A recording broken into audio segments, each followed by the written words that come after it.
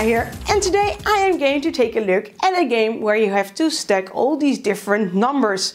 Probably you're thinking, Anna, is it Tetris? No, it's not Tetris. We are talking about number 9.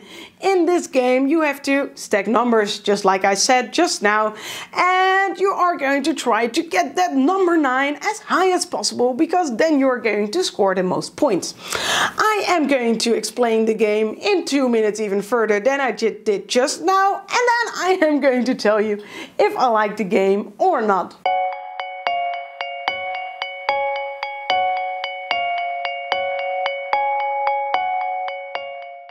Number 9, you are going to have this deck of cards that you are going to shuffle that has every number 2 times in it, which is going to determine the turn order in which the numbers are going to appear. With these numbers you are going to have to build, and this is going to work in the following way. You are going to turn the card over, and everyone that plays along is going to grab that number like this. Let's get the second one, and now we can take a look how we are going to build.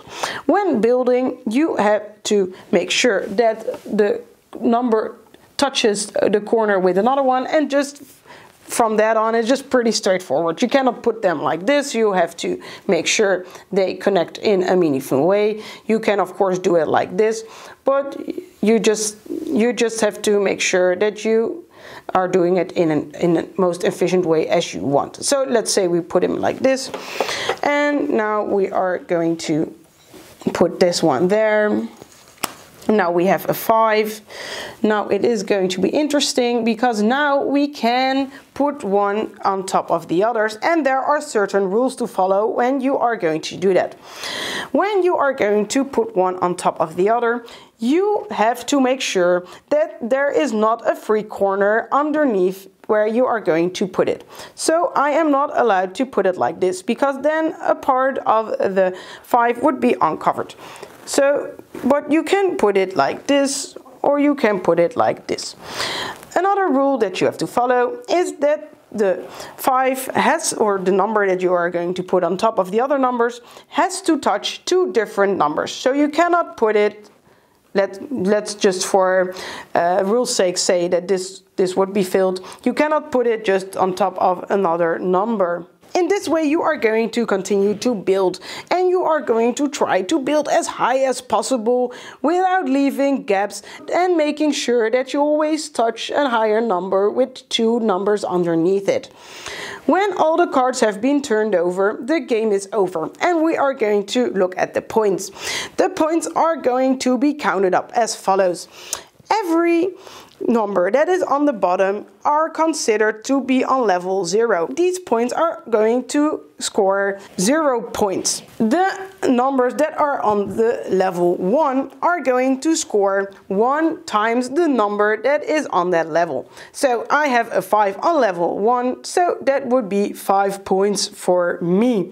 You are going to continue in this way. So if you have numbers on your second level, you are going to multiply those numbers by 2. If you have numbers on your third level, hooray for you by the way, you are going to multiply them by 3. And that is the game. You are just going to rally up all those points, and that is going to be your point total, and if you have the most points you win, and that is the game.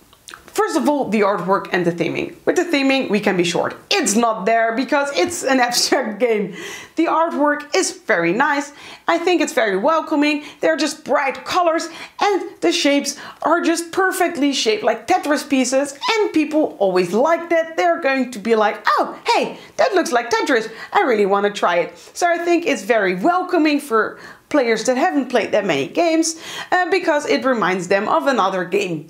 Also, a nice thing about the game is that everyone is going to do their moves on the same time, so you do not have to wait for other players to finish their turn, except when someone is taking really long puzzling and thinking of what am I going to do and has something like a brain fart. But other than that, everyone is going to play at the same time, so rounds go by very quickly, and before you know it, you are going to be finished with the game, and you are going to look at the other players and are going to say something like, want to play another game? And before you know it, you are already 4 games in, and I think that's also the strength of number 9. It just is a really fast, nice game to play. Something that some people don't like, but which I find very enjoyable, is the fact that it plays a little bit like a solitaire multiplayer game. Everyone is just busy doing their own little puzzle, and except when you want to check someone on cheating, you just have to focus on your own little thing.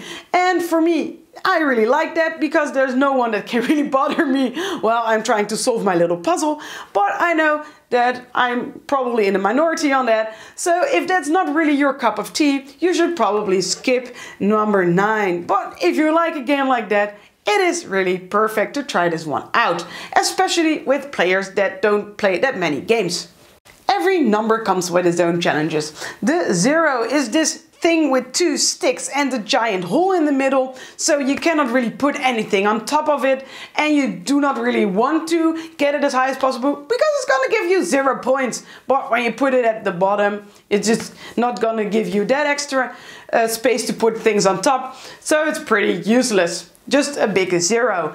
And the 9 is perfect to put at the bottom because it's so bulky. But you do not really want to put the 9 at the bottom because then it's not going to really score you any points. So it's fun that because of all those different shapes, every piece is going to give you another challenge. Because those cards are going to appear randomly, it can happen that those high numbers are going to appear when you have nowhere to put them on top and score points. But I think this can be mitigated by just making sure you are going to be building a shape with your other numbers where it is going to fit the shape of those higher numbers. And in this way you can make sure that you are going to be able to put those high numbers on top. Some people are not really that good at like spatial knowledge, and maybe they're going to get a big brain fart out of that. So if you know that it's not really your strong suit, you should probably skip this game, because that's a very important aspect, that you can visualize how it is going to look like when a certain card is going to be drawn and where you can put that certain number. All in all, I really liked number 9 for its multiplayer solitaire gameplay and the fact that it's very welcoming to new players because of its Tetris-like playstyle. And I think a lot of people, if you like this kind of game, are going to enjoy it, and you really should give it a try. Just to at least try to puzzle your way on top and get that 9 as high as possible. So that is going to be number 9.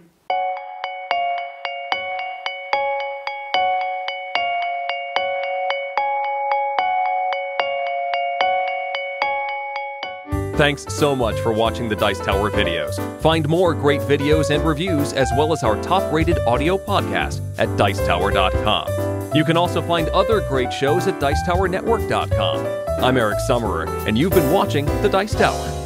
The Dice Tower is sponsored by Cool Stuff Inc., where you can find great games for great prices. Cool stuff in stock. Check them out at CoolStuffInc.com.